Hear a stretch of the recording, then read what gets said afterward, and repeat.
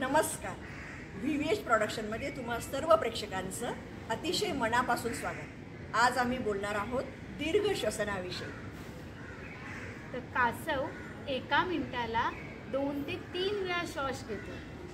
माणूस एका मिनिटाला 12 ते 16 वेळा श्वास घेतो. म्हणजेच काय, जेवढा श्वसनाचा वेग कमी तेवढं आयुर्मान जास्त. कासव 200 वर्ष जगतो आणि मनुष्याचं काय? जर आपण दीर्घ श्वसनाची सवय लावली तर आपलं आयुर्मान नक्कीच वाढवू शकतो. मग करायचं कसं दीर्घ श्वसन? 4 सेकंदात छाती आणि पोट भरून श्वास घ्यायचा, 6 सेकंद होल्ड करायचा